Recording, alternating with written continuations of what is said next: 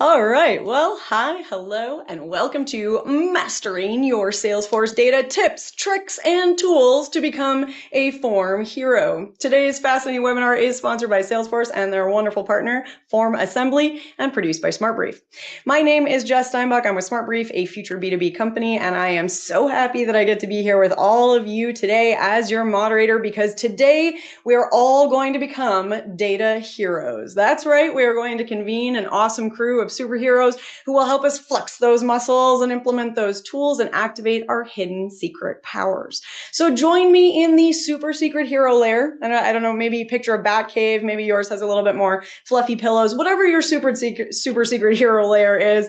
And we will explore how you can stop draining resources, how you can prevent those time losses, those inefficiencies, and instead power up your organization by defeating bad data, avoiding duplicates, and reducing manual work with digital forms and very sophisticated Salesforce integrations. We have a lot of cool stuff ahead of us.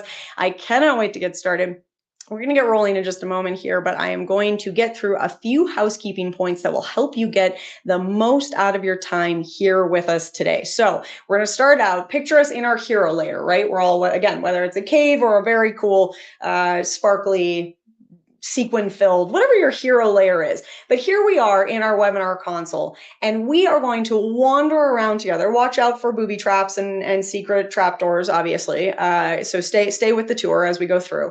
On the right-hand side, there's going to be a chat, docs, and Q&A tab. Now, these are going to be very important for you as we go through our webinar. The chat tab, and I can already see a bunch of you posting. We've got Nadine and Dawn. We've got George. Hey, George. We've got Pradeep. I saw Gilbert here with us, and Beth and Mario. Oh my goodness, more people than I can keep up with. Nice to see you, Aaron. Keep those highs and hellos coming in. We absolutely want to hear from you as we go through. And not just me, but our wonderful speakers also want to hear from you. They're going to be responding to you, interacting with you. We want this to be a fun and engaging conversation.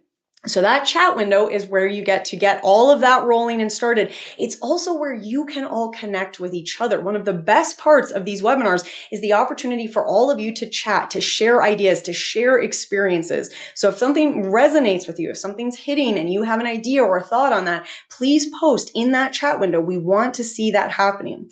Now the Q&A tab, two little bunny hops over from the chat tab, that's where you can ask questions directly of our speakers. So our wonderful speakers are going to be answering questions as we go through, but they're also going to be keeping an eye on those questions coming in from all of you. So get your questions into that Q&A tab there. So chat, highs and hellos, general ideas, thoughts, experiences, all of that good stuff happening there. Q&A tab, questions that you're asking directly of our wonderful expert presenters. So keep those rolling as we go through. Right in the middle, we have the docs tab, absolutely full of cool resources and takeaways. So be sure you spend some time in the docs tab before you head out today. All right, chat, docs, Q&A, check, check, and check. Let's talk about closed caption. Now, this is available to you if that would be something that would help support you as you go through the conversation today. Please do enable that on your audience console. Speaking of the audience console, hopefully there are no tech gremlins in the system today, but we all know every once in a while they get in there. So if a little gremlin has got a hold of you today, here's two things you're going to try. First and foremost, browser refresh. That is the, have you tried turning it on and off again? And it is going to work. I promise, try the browser refresh. If the browser refresh doesn't work for you, in that rare, weird case where that has not solved the problem, you can try a light mode. And that is something you can find right there on your audience console. Just switch your console over to light mode, and that should help. Failing those two wonderful things, you can post in the chat window. And Riley is here with us today. And not only is Riley, she's like, you know how every superhero has like the guy in the chair? Riley is the guy in the chair. She is keeping everything on track today. She is making sure this whole thing runs smoothly. And if there are any issues, you can post in the chat and Riley will be there to help you out. Okay, very last, but definitely not least, we do have a $250 Amazon gift card that we will be giving away as a prize drawing at the end of our webinar. Now, you do need to be here live and present in order to win, and need to be with us all the way throughout the webinar and meet those SmartBrief terms and conditions. If you're not sure what the T's and C's are, don't worry about that. We have them linked for you in the docs tab, so you can head on over and check those out there.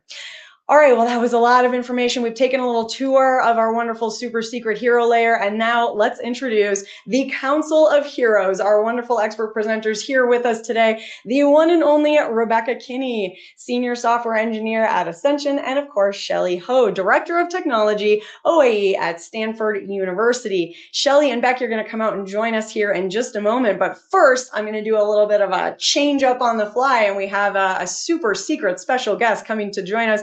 And that is, of course, the one and only Josh Straley. Hello. Thank you. Josh, welcome. Appreciate that, Jess. I always appreciate the hype up. Great introduction. I hope I can live up to the hype. We'll see. We'll see. I believe in you. I know that you can. Take it away. Thank you. Thank you. And thank you to you and your team for sponsoring or for putting together today's session. We really appreciate it. We're proud to sponsor this with Salesforce. The reason that we sponsor these sessions, if you're not familiar with Forum Assembly, our mission is to empower organizations to collect and manage the data that like they need to drive their critical business processes forward. Personal data that your customers, your constituents, your students, your staff give to you is important. We have to keep that safe. And so we sponsor sessions like this to inspire organizations to do better with their data. We play a role in that because we give data professionals and Salesforce admins a platform that helps them build forms, collect data, sync that data seamlessly to Salesforce and other systems, of course, and of course, build the processes that they need to drive their businesses forward. To put it more briefly, as you said about this session, we give people like our panelists and like those in the audience the ability to become data heroes at their organization. We give them the tools to become the heroes that their organizations need, if we can do a little Batman theming there. So we sponsored this session to highlight the work that Shelley and Becky do at their respective organizations. We think if you are in the audience that you're going to be inspired by it. I've been inspired by the work that they do. They do incredible work for their constituents. So I think we can probably get to the panel and hear a little bit from them. I came back unmuted. Somebody has to do it at some point. Otherwise, did we even have a webinar? I don't think so.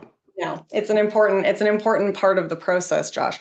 Josh, thank you very much for that introduction. I do think that's an important place to start, and I'm going to bring out our wonderful speakers. So, Josh, we will send you away, but don't go too far because I'm going to bring you back a little bit later, and we're going to chat a bit more with the audience. Sounds good. All right, so let's get the one and only Becky, and we've got the wonderful Shelley. Where are you in my list? There's Shelley. Here we go. Come on out here, Shelley. Oh, no, it moved. Hang on. Do you guys ever have that happen? There you are. You know when you click on something, like if you got to answer a text message and then it reloads, and so you're clicking on the wrong message? This is my top technology gripe. Is things re-racking as I'm about to click. It's a real problem. Becky, you are muted still, just making sure you know that because I also forgot that when I came back in. Welcome. Here we go. Now we've got everybody. Now, as we get started, before we jump into our panel discussion, I must start out, Becky, with your special guest. Please elaborate on who has joined us at this webinar. Well, so I don't know if anybody else has ever gone to the Salesforce Towers. I went to the one at Salesforce Tower over in San Francisco. And I just happened to be at Trailhead DX last year, and they were doing their 25th anniversary. So this is my friend Astro as the 25th anniversary. And yes, he shines. And oh my God, he lights up my house whenever the sun comes in. So he is a glitter man. I feel like, Becky, you do a good job of bringing the sunshine yourself. So that feels like a good fit there. Well, okay, Shelley, Becky, I have panel questions for you, but I'm going to throw a little bit of a curveball at each of you because I feel, and in the conversations that I've had with you guys, there's just so much wonderful passion and energy coming from each one of you. And so I'd love to ask you each for the thing that you are most excited to get in and explore this idea of data heroes with our audience. What's the story that you're most excited to tell? And maybe, Shelley, I'll ask you to kick us off, and then Becky. Sure. I love being able to share how much I can do as a sole administrator without developer resources in my org. So that has been really amazing, being able to use Form Assembly to manage our data in a way that gives me a lot of tools without having a developer or a large team. I love that. And I think that's going to resonate with a lot of folks here with us today. Becky, how about yourself? Yeah, so I have the privilege of actually being on a huge team here at Ascension. So we have everything from our architects all the way down to like the little peons like me. We are the app developers and the administrators, right? We are the down and dirty people that are in Salesforce every day. And we are the ones that are in the weeds, and the architects, they have the 1,000-foot view, but they don't know what we're doing. So like, we are the ones that know, and Salesforce gives us so many tools to make sure that we have our data is consistent. Like, I just recently in the last year took up Data Cloud. So data is everything to me right now. And there is so many ways that data can go wrong. Yeah. Yes. Yeah, and we're going to get into that a little bit today. I appreciate what I'm hearing from both of you. I think is a really important thing where you've got the in the weeds, the folks that are really living this and doing this every day, and that perspective, and then certainly the perspective of the doers. And the folks that are, when you don't have a big giant team, I think that's something that a lot of people can relate to, feeling under-resourced. So we're going to get into that today, how you can be really efficient with your resources and how you can do more and take some of the weight off the doers so that they don't have to do it all. I think that's a great place to jump in. You guys ready to get rolling? Sure. Let's do this. Okay. So we're talking, let's start with that. Let's start with the folks here with us today who are really in the trenches. They're fighting that good fight to keep the organizational data clean and reliable. That is a big battle. But I'm curious what you, in your experiences as movers and shakers and doers, and maybe Becky, I'll ask you to kick us off with this. What is the biggest data battle that you fight currently within your organization? Consistent data. Mm. So, when we're, especially in, Salesforce is going Data Cloud a lot, right? So we need to make sure that the data that's coming in and the data going out is the same, and it's very consistent across all the different systems that we use. And we have to remember about data types, because that's something that needs to be consistent. And I know from my app developer days, still days, that my architect will say, oh, well, we need this or we need that or whatever, but nobody really thinks about data type, right? Like here in the healthcare world, we use an EUID as that unique identifier.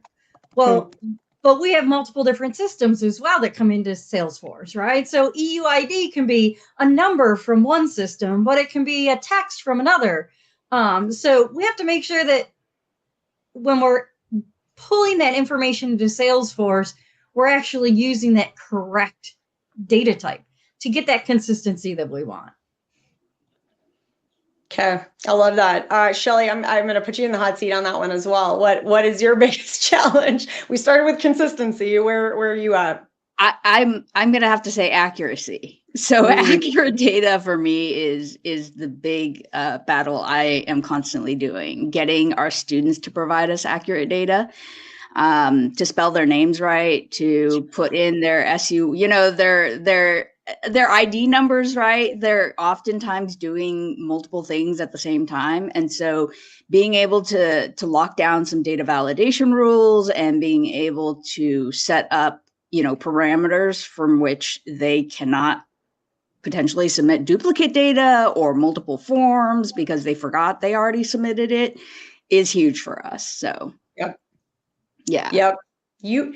Boy, you'd think people know how to spell their own names, but I hear you on that one. You know, yeah, and that goes back to consistency, right? I remember Yeah. when we migrated out of our old database, I had the same staff member's name, I think like 4 different iterations of it. Some that included the middle name, some that included the middle initial, some that included the middle initial with a period, because somebody decided that it was okay to make that a regular text field, an open text field, as opposed to a drop-down pick list, right?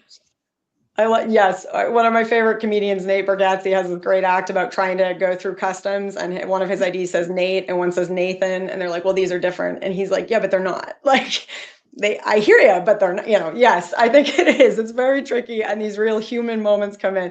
Okay, so here's the thing though. You guys have done a great job of identifying our challenges. I also know that you are real data heroes yourself, and I know that you are winning some of these battles, or at least fighting a good fight there. So let's go around to the positive side there. And Shelley, I'm going to leave the mic with you for a second. How are you winning this battle against accurate or inaccurate data in that case? What are the tools? What are the tactics that you're implementing? So we leverage form assemblies, SAML authentication to basically push all of our form users through that. And so that means that they not only don't have to provide a lot of information, because we will pre-fill that for them from the IDP, which is our university, right? So that way they don't have to fill out. 1, it reduces how much data they have to enter. And 2, we know that the data we get is going to be accurate. And that is a huge, huge benefit. We can obviously use the connectors to then validate the data that we have in Salesforce, also pre-fill that for them so that they can visualize that on the form before they go on to other things. But that has been huge. Also data validation within Salesforce as well as within form assembly forms. Those are big, big, I think those are my go-to tools. But if I can get clean data to start with, before I even have to deal with potential validation in the system, that's the way to go. Yeah, that's okay. So I think that's a great way to be winning that battle. Becky, though, you identified a slightly different issue. What are your tools and tactics for fighting and winning? Yeah, we have a lot of systems that come into Salesforce, right? So like we try and use pick lists instead. So if somebody, in our call center, if they're doing something, we use our pick lists and of course we use our validation rules, our duplicates and matching rules, but, and we have the reports that run, and, there's third-party tools that we can use besides form assembly when we're trying to get input in. And a lot of that is manual, right? Because you have to physically pick which is what. Now, with our incorporation of Data Cloud, that has helped a lot, because then we can do unification rules, which helps to go back out. But within Salesforce itself, it's really difficult to find those things. So, we try and make sure that, we use person accounts because, and I'm sure you do too, Shelley, because, we do patients, and patients have households, and, mothers and fathers have children, and all of that. So, we have guardians that are the same person as a patient, like, Yep. So how do you keep this information all the same? So, multiple different fields where they're looking up into a contact or that person account again. So you're not duplicating the information, right? So you're trying to create those connections within it. So instead of creating that new contact or creating that new other object, making those connections within.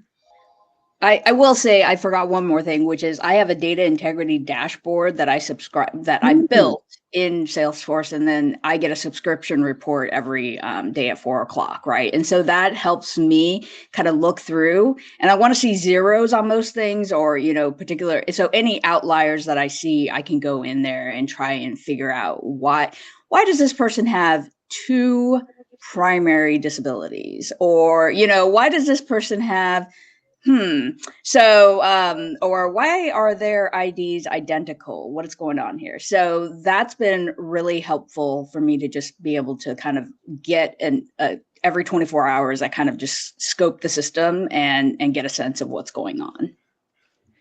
I have to do a quick check-in with the chat here because we got a lot of comments back. One actually that jumped out at me, it was interesting because here represented we have education and healthcare, and Richard was chiming in and saying, hey, this is a huge problem in retail as well. And it's very interesting how much we cross between these industries here. Also some shout outs for the dashboard of zeros is impressive, Shelley, well done.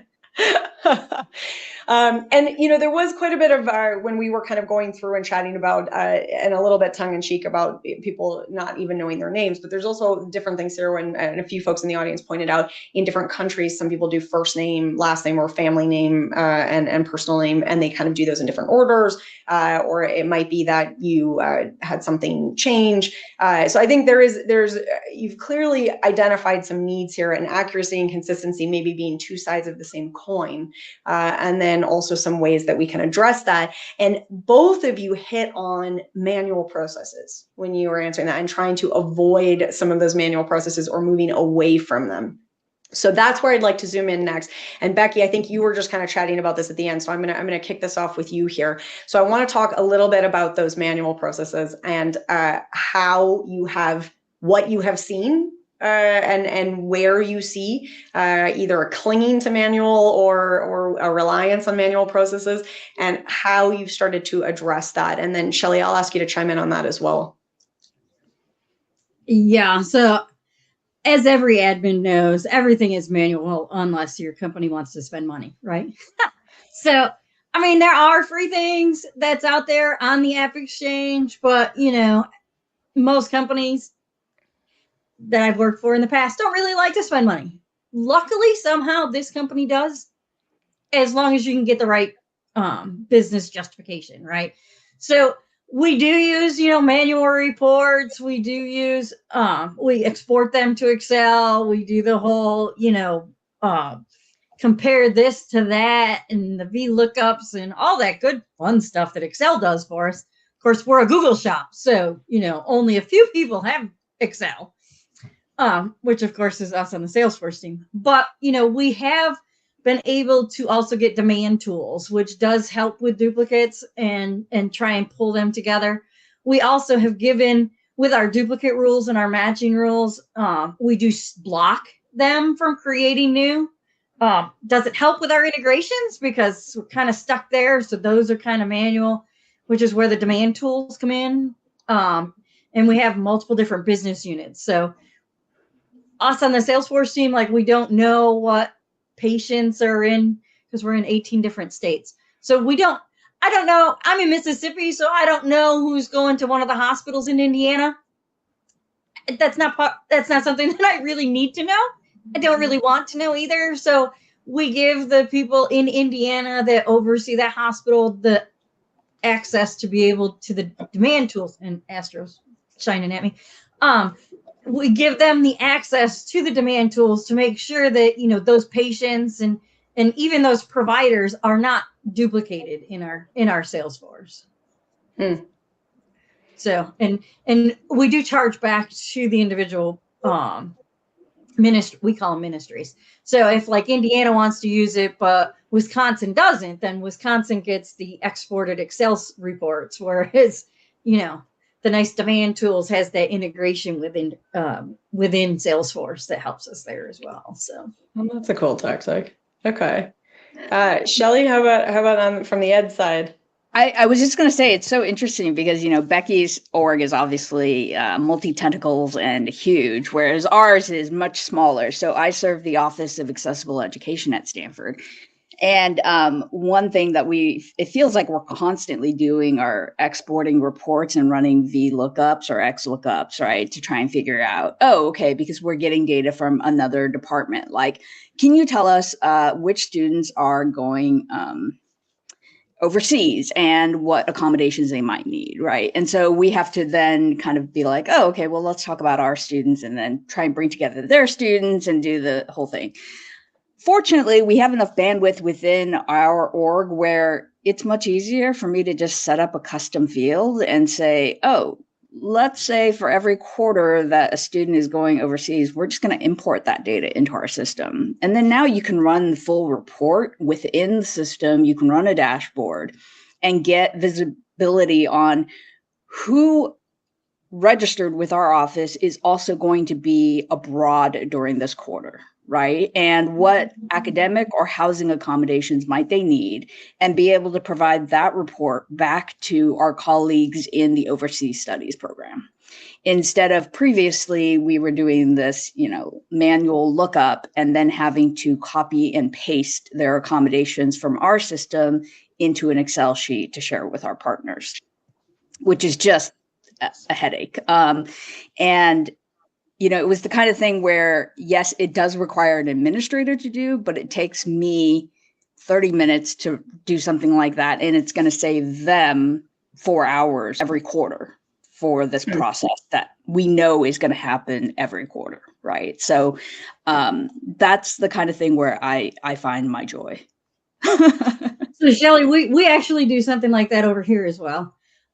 We have couple different Salesforce orgs. So, and we have one that we're trying to sunset. So when we're pulling that in, we have created fields in our, we call it the enterprise org. So we have fields there that revert back to the old, we call it the legacy org, where we can refer back to it if we need to, because that org is still live and going for other people. So yeah, I mean, that does help a lot. So you can go back and reference, and, data loader is a great tool for that. We also use Python to pull information out, to be able to, it's a little, you pull a little more information than Excel will allow you to do with Python. Well, Becky, first of all, Astro is just glowing. He's all over my wall. It's every once in a while we get like a little twinkle, and it's like the little, like in a cartoon when somebody goes ding, and there's like a little twinkle. I think the sun is moving to the front of my house, so you get It's just this Astro is bringing the spotlight. Like, really, I appreciate that energy you're bringing, Sparkle Astro. Okay. Well, I think that we're getting close to where I'd like to go next with this, because when we started and we were talking about consistency, and so I think automations and avoiding manual process can really help with that. Accuracy was our other major challenge. And so, of course, having accurate data is really important, and that's tough. Both of you have identified rapid changing and incoming data all the time. So validating data becomes a big part of that, making sure that you have the correct data. Or we talked about this, and our audience brought this up, the idea of formatting the data, that one country or one individual might format data that they're inputting differently than someone else. So looking at making sure that you have the correct data and the correct formatting on your data before you enter it into your CRM, before you get it into these automated places, that can be a little bit of a challenge. And that might be one of those things that's still in that manual phase. So I'm wondering if you've seen any processes, systems, tools that have helped kind of address that challenge. And Shelley, maybe I'll ask you to kick us off on that one. Yeah, so that's actually why we depend on form assembly so much. And so I'm actually going to do a quick, just a demo. It's not even a demo. It's just to kind of pull back the curtain and let you see what the build side of one of our forms looks like. So let me go ahead and share my screen very quickly, which I've now forgotten how to do. So over on the left, the little screen button with the arrow. Yeah. Oh, there it is. Of course. Okay, here we go. Thank you very much. Live. I needed that reminder too, so it's good. Okay. So, for example, this is our registration checkpoint. Our students register with our office, right? And what I've been able to do is I've already sent them through a SAML connector to authenticate who they are. And I've got all these conditionals. So every time you see a little conditional flag, that means that these are conditional sections that are going to show up. So, for example, we often have students who register with us who have already registered with us, right? So we don't want them to register with us again. So when they log in, I'm checking our system on the back end to say, hey, you're already registered with us. So this is what we'll display instead, which is go ahead and log in to OAE Connect, which is what we call our student portal. If you need to update any documentation or contact your advisor, go ahead and do that here, right? You can just log right in. Or here is another scenario, which is we already have your OAE registration form. You've already filled this out before, which means we're just waiting for documentation, right? So don't worry if it's been 3 business days, then go ahead and you can contact us. But otherwise, just hold your horses for a sec while we're trying to get all your stuff together. Another scenario is students who come back, who graduate maybe in their undergrad and then come back for a graduate degree. So maybe they were registered with us as undergrads, and we can see that they were formerly registered. So we say, great, welcome back. You're in the right place because we're going to need you to fill this form out again, right? Mm-hmm. And then this is another one where it's like, oh, hey, you've got a student ID, but we can't find you in our information system yet because your status in the system of record has not changed from applicant or admitted student to matriculated student, right? So that's okay. You're just going to fill out the non-matriculated student form for now, and then we'll reconcile your profile later. But don't worry about that. And then this is a status check for our medical school MD and MSPA students, where their academic accommodations are managed directly by their disability resources office in the School of Medicine. So we want to make sure they're not filling out a form only to be told you got to go somewhere else, right? We want to just direct them there, minimize how much they're doing, and also let them know that if you're just registering for housing, then yes, please fill this out. And then if you're actually in the right place, great. This is that kind of checkpoint, right? Make sure everybody gets to go where they're going, and then perfect. You haven't registered. You're not formally registered. You haven't, you're not an MD, MSPA student. You should be exactly here. Let's go to the registration form. And so I don't even know how much time and effort this has saved because we don't see what we don't see. But I know that has been really helpful. And those various sort of checkpoints have come up over time as, we've noticed students registering with us in duplicate or registering with us again after, so we've started putting in various conditionals in as we've seen them repeat. That's so cool. Think about the ripple effects that saves, because one mistake, not only does that make the student frustrated, all the folks on the back end who have to be a part of untangling that mistake, and depending on how long that takes, it can be quite the process to backtrack. I'm thinking back to my university days, which was some number of years ago, and just how great this would have been to have that kind of like, no, here's what you need. Nope, you haven't done this. This is what you need.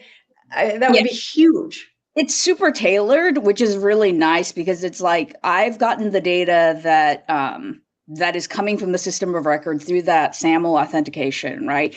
And I'm going to go ahead and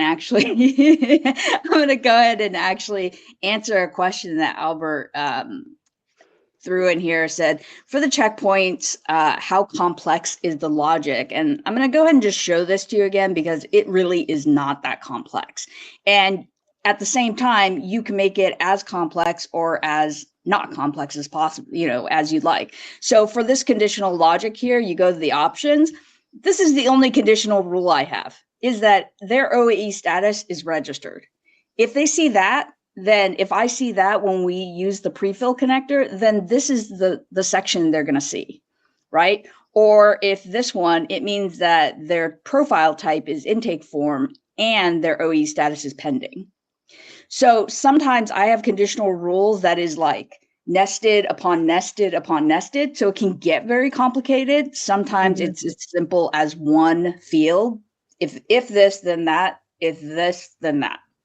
So it can be, and actually form assembly has increased the variability or the complexity complex ability. I'm making up new words here.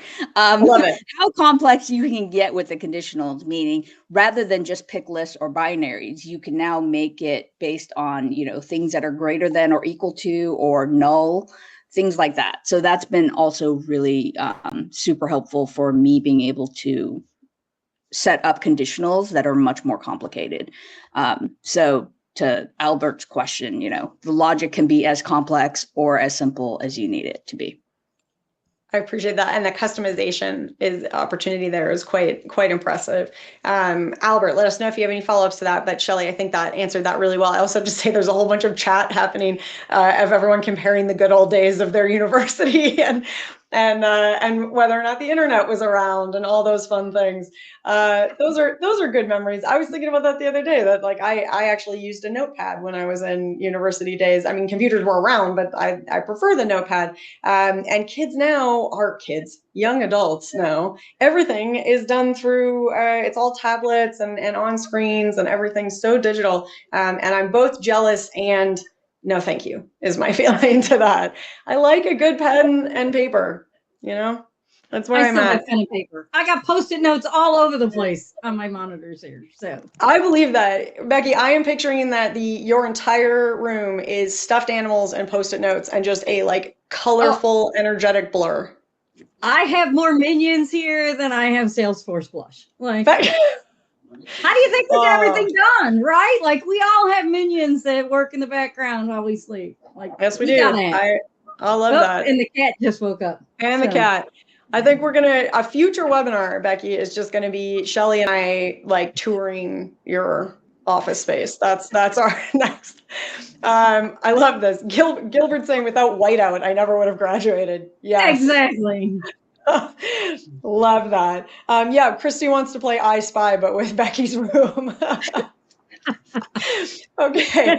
Becky. I do have certifications here somewhere, but no, it's the stuffed animals. That's all anyone wants to talk about. Yeah.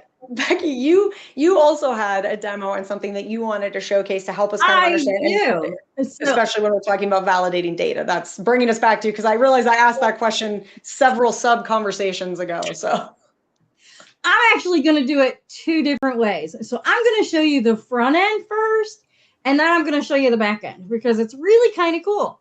So I know that when I'm a patient and I go into a hospital, sometimes I have concerns, right? Especially if you're staying for a day or so. So we have a new patient concern. So this concern form is done by to give you a little background, done by our nurses or somebody in the hospital. So we do use single sign-on to get to the form. So it's not public facing, or we'd have a lot more. But we have a lookup here that looks up to all of our different ministries that are out there that we use. So these are all the different ones that we use. And I use Indiana all the time just because I used to be a Kentucky girl, and they didn't have any Kentucky, so it was always Indiana. So Indiana it is. And then we have this yes, no field. I'm just going to choose no.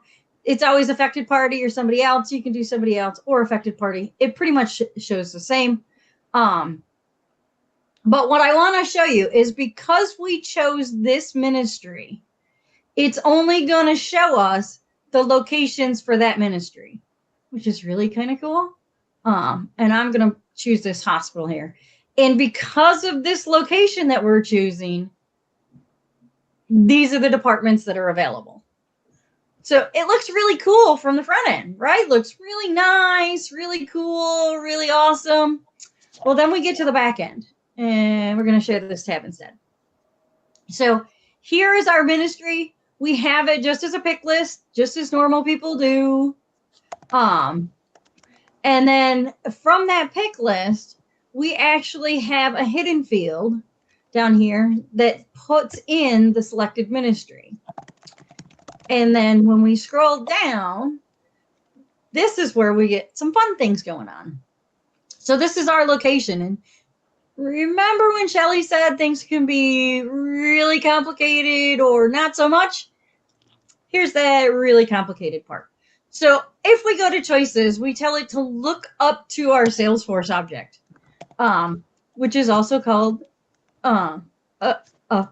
it's an account with our record type of facility. So if you guys can see this. So what we're doing is we're using a SOCL query because we don't want to just do choices because, so we're selecting the name and the ID from the account where the record type is facility. The parent ID is null because parent ID is used for something else. Our parent name comes from that ministry field. So we're only pulling in the facilities from that ministry. We're only pulling in active ones, and we're sorting it by facility names. So if we just click next, and we say that this is, I think it's ININD, maybe. These are all the different ones in the column and the IDs that correspond with it. Pretty cool, huh? And then it does the same thing for so we also have if the location isn't found. And then, okay, I didn't scroll down far enough. Live demo. Live demo, people, live demo. It's okay. So then if we scroll down, see our location gets put in here. And then we have our responsible. So if we do our location here again, and we do our ININD, and we refresh it, it brings back all of these nice little things that we can do. And if we just pick one, and we put that into our location because our location has the same thing, but our location says, select the account where record type is facility. Oh, that's not the right one. This is our clicking. So we got our account where the account itself is department. So we have we have more than 3, but we have 3 different record types on the account. So this one pulls in where the parent ID is the 4232. So we look back at that one. And 4232 is this one. Let's see. Is it? Of course it's not. And it's not going to like any of these that I put in here. I think 3711. Yeah, it doesn't like any of these. But if we had the right name with our test value, it would pull in and give us the department name, just like it did over in our main form over here where we could choose business office. So you can get really complicated with making sure you get the correct information from Salesforce so you have that consistency, or you can be very, very limited with it and be very, very and just use like a pick list like we do here. So this is just our pick list with a manual input that we use from that's exactly the same values that we have in Salesforce. So you can make it very simple, or you can make it very complicated. Yeah, I'm loving that. The option similar to what we talked about with Shelley, right? Like you can kind of choose your own adventure. What do you need? And if you need a level of complexity, it's there for you. And if you don't, then you don't have to implement all of that. Exactly. And all of this does then go back into Salesforce as well. So we are authenticating using SAML to make sure that they are a valid person in our Ascension org. Then we pull in from Salesforce, and then once this whole form is done, we push the entire thing into the case object in Salesforce. And then we have routing rules in auto assignment rules in Salesforce to route to the correct ministry. So it gets back to the right person. Shelley's challenging you to do a form off, Becky. I don't know. We got 42 active forms, Shelley. You really want to do a form off? Oh, I got forms for days, Becky. You don't understand. My staff say that I'm changing the world one form at a time. Yes. I love this. I actually worked at my previous company, and we used it for our nonprofit over there. We were for profit, but we used it for the nonprofit. And people adored the forms because they're so simple to use. Over there, we were having them upload attachments and everything so that they could do everything. It was awesome. And I was the administrator over there, and I actually brought form assembly here to Ascension. So Well, they said, oh, we need a form. And I was like, oh, I got just the company. So I gotcha. Yep. This I is got okay. you. I know what you need. I know what you So- mean. I knew that you did. I have 2 follow-up webinars that we have to have to this. One is like an Old West style, just Becky versus Shelley, and they're just, turning and form offing. That's one. And the other one, clearly, we need to have a back down memory lane nostalgia webinar where everybody just goes through the technology that made them who they are in their days, or lack thereof. And I have to call out Gilbert's comment that we integrated data uphill both ways. Is absolutely amazing. And I think, yes, Shelley, the Oprah. Everybody gets a form. Yes. Okay, but so actually, as we get into our final 15 minutes, I cannot believe how fast this is going. So many side tangents. But let's talk about that actually, because Stuart was posting, yes, form data heroes, everyone. And so I think there's a lot of folks out here in our audience who are clearly interacting with this data, doing their best to fight this good fight, and to really bring in that accuracy and consistency. Now, that often goes unseen. So I want to take a quick minute to call out the data heroes already existing in our audience that are doing everything they can to kind of keep to those things that we talked about, the accuracy and consistency. Becky, I'm going to send this to you with Sparkly Astro there. And other than hugging minions and Astro when things get a little tough, which is emotionally important for all of us, what advice would you have for the folks in the audience that are fighting this good fight to make sure that they're getting the recognition that they need, not just for the gold star, but to make sure their projects are seen and funded? Yeah, like you have to be your own advocate, right? So it doesn't matter. Like I'm on a huge team right now.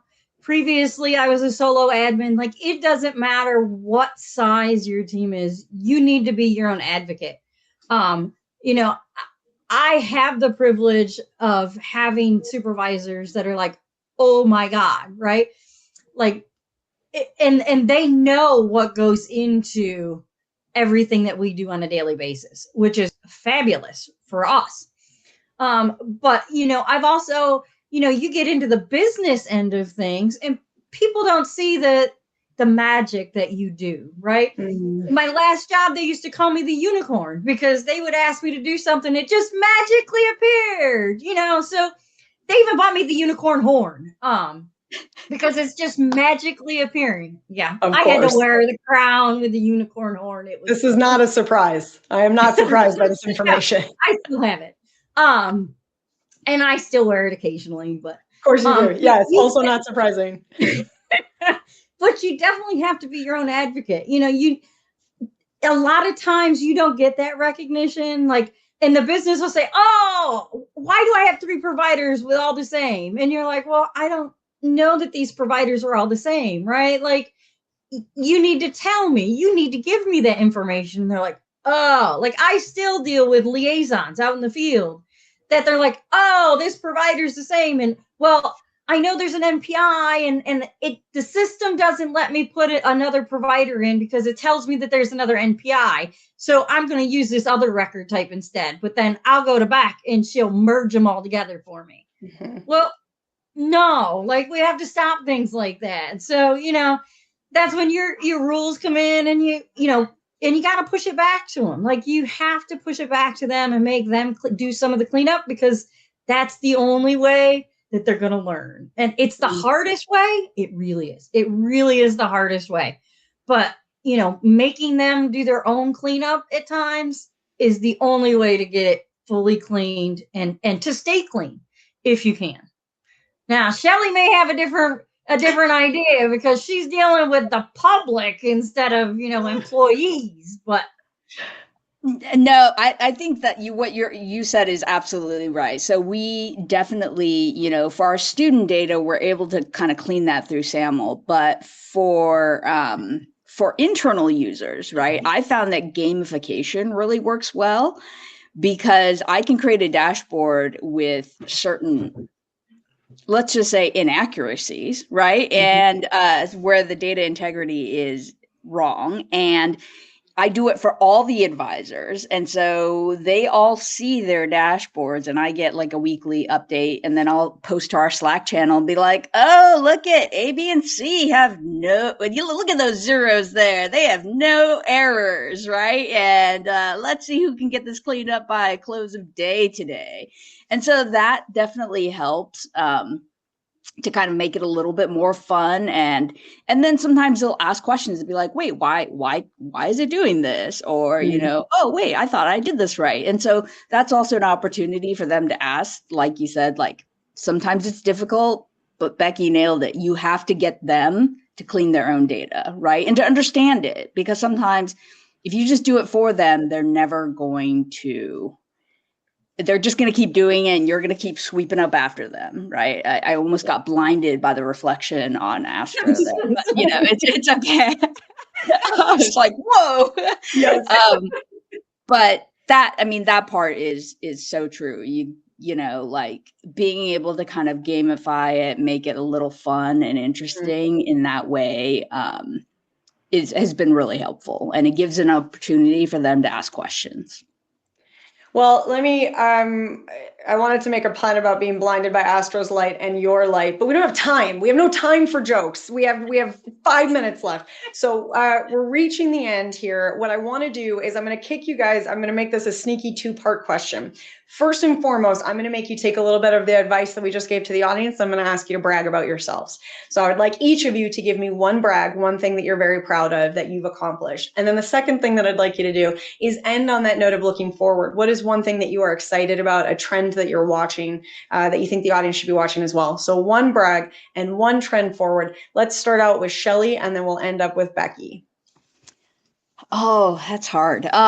So let me start with the trend, which is obviously Education Cloud. That makes sense where I am. I think one thing I'm really proud of is where, you know, everything we do in our office has to be accessible from the ground up, right? Because those are the students that we're serving. And we've been using Form Assembly since we started in 2017, since we implemented Salesforce in 2017. And I really appreciate that both Salesforce and Form Assembly are pretty accessible companies, meaning, you know, I will be the first to find out if one of our students cannot access their form or their portal or their information because they're using a screen reader or other types of assistive technology. I will find that out right away. And we really haven't had that many issues at all. And I love that this is not a barrier to them doing what they need to do, right? And requesting the accommodations that they need to have equal access to their education. That to me is what I really enjoy doing in my work. So I will kick it over to Becky. Good brag, Shelley, good brag. Oh, that was a good brag.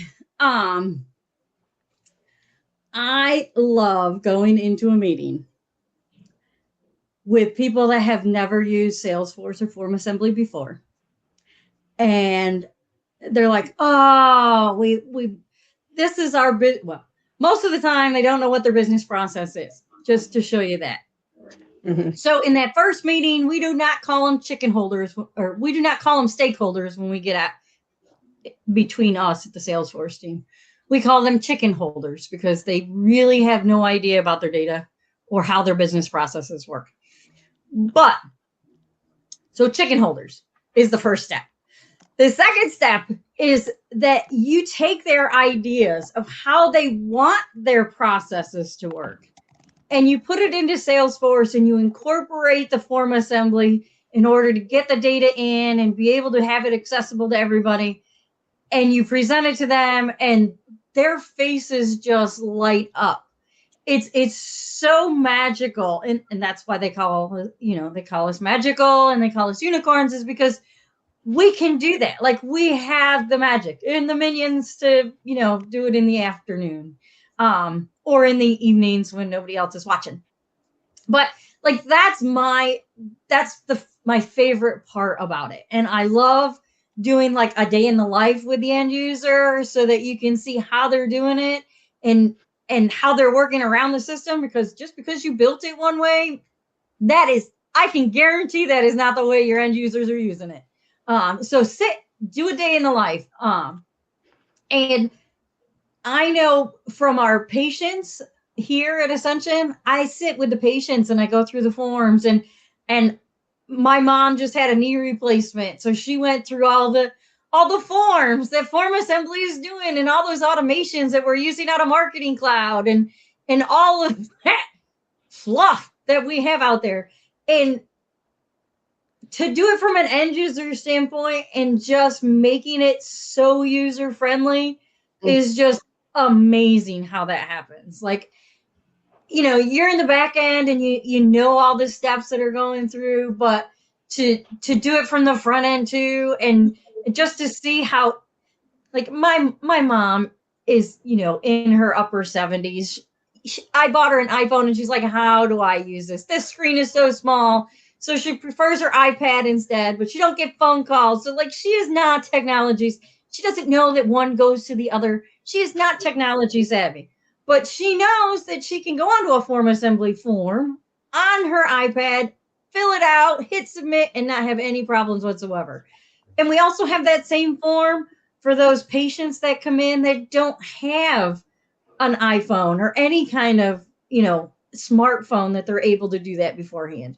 So it's so great that Form Assembly allows us to not only give it to those people with a smartphone or a tablet or a computer, but they can also use that same form when they're in our hospital getting through the registration process. So kudos to you guys. The human impact that each one of you has described here is really, I know forms may or may not, if you're a form nerd, as many of us are, it might be very exciting, but it may not be the hottest of topics when you say to someone, you want to talk about forms?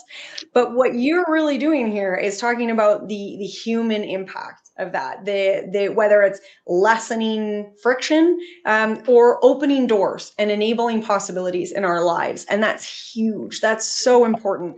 And I think you guys have really brought that to life today. I wish we could keep chatting, and clearly there's lots more to get into. But what I'm going to do is say goodbye to you, Becky and Shelley, for now, and I'm gonna do a little swap here, and we're going to bring Josh out. And I have to say one last time, actually, Josh, I'll bring it. Yeah, come on out so you can say goodbye to Becky and Shelley as well. Josh, what is your key takeaway from Shelley and Becky? What's your biggest takeaway? I hate to be the negative one. Earlier on in the discussion, what I was really keying in on is where the data quality, the accuracy, the consistency that Shelley and Becky mentioned, where it was causing them real-time problems today. But I also know that it's going to, as you get further into data cloud, or if your organization tries to adopt Agentforce, both of those require accurate, consistent data for those applications, to spot those trends, to train agents. I see the problem with data only compounding if you don't stop it now. And I know that you both have processes that help with that. I love the complex logic you build into your forms, because that's saving you those downstream impacts. It's saving you manual processes today, things to clean up from your dashboard of zeros, but it's also going to allow you to do more data with more with your data later, which is, for me, really exciting. We're continuing this conversation later in some webinars later next month, and we're also showing off some of our latest updates to our Salesforce integration tomorrow in a webinar. So if any of you in the audience want to see more tools like Shelley and Becky showed off today, I encourage you to check out formassembly.com. Head over to our resources tab. Oh, actually, I think in the docs here, Jess and her team have some links there. But what I see is that the problems with data are not going to go away. You need tools to address them now, and where we're proud to help both Ascension and Stanford is by giving you tools to build those processes to keep that data clean. And I loved seeing those real life examples. And to your point, Jess, it's not just the data. It's not just the ones and zeros. This impacts people's lives, and the more you can do with it, the better you're going to make your constituents, your students, your patients. So I really love seeing that. Shelley and Becky, thank you so much for sharing your stories. And Jess, thanks for giving us a platform to do it on. I really appreciate that. Well, my pleasure. And I'm going to do one quick Minnesota goodbye here. And Becky and Shelley, I want extending my thanks as well for that. Josh, keeping you for a second longer. If somebody would like to jump in, follow up, learn more, you've got some webinars coming up. I think I've got some resources that I'm putting up on the screen here. And then also absolutely go visit the Docs tab. We've got the opportunities there to watch. You can watch a video. You can read a little bit more if you're more in line with wanting to book that demo or that kind of one-on-one discussion. There's a case study that people can read a little bit more. So there's a lot of resources to follow up. What is your favorite, Josh? What's your favorite next step? Well, like if you want to learn more, all of those resources are going to be great. If you have, problems at your organization that you don't know how to solve today, and you're like, man, I definitely need help with this. One of the best things you can do, all of my team are, experts on the form assembly platform. There's nothing we haven't seen. This company's been around for like 19 years. We have been solving these problems and helping organizations, solve them themselves, because we see things that our customers do that we never thought of. It's beautiful stuff. They solve problems with our platform. I'd encourage you to schedule a demo. It's not just a showing of a product. It's also getting answers to how can I fix this? We can help you with that. So if you have problems you're wrestling with, please talk to my team. You can do that from our website as well. Schedule a demo. They'll be able to help you out. Well, and we have, hang on, I'm just getting this on here. We've got a little way to streamline that and make it even easier for you. Click to book a demo. God, I don't know why that little ticker makes me so darn happy, Josh, but it does. It just fills me with joy. So everyone click on the demo and make sure you book that demo. Josh, I know we're right at the end of time, so I'm going to say goodbye to you, but I hope that we'll get to bring you back again soon. Thank you so much for being here with us today. Thank you, Jess. All right. And to all of you out there, I know you're saying to me, Jess, you can't be done yet because we have a prize giveaway. And you're absolutely right. So one last reminder of a few important things before I do the prize giveaway.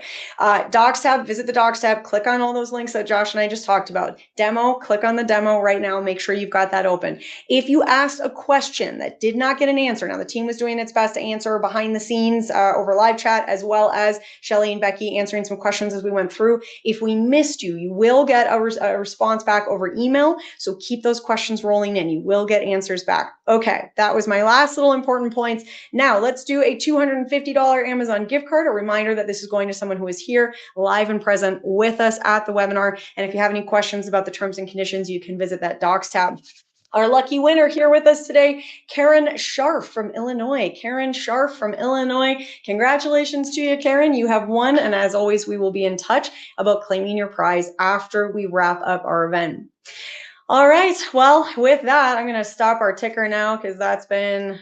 Now it's just me. Now we're wrapping up. We're getting to the end, the grand finale. And on behalf of the Smart Brief team, I want to once again thank Salesforce and Form Assembly for making this event possible. A big thank you to Josh, to Becky, to Shelley for such an interesting chat.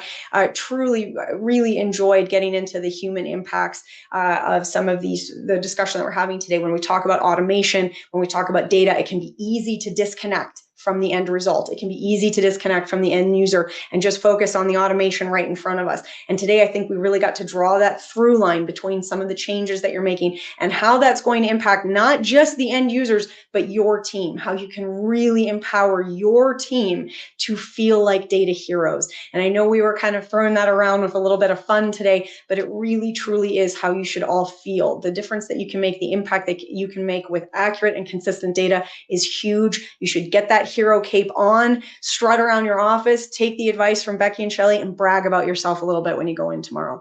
I hope that you'll tell me how that goes, and I would love to see you all at a webinar again soon. And until then, have an absolutely beautiful end to your day. Thanks all.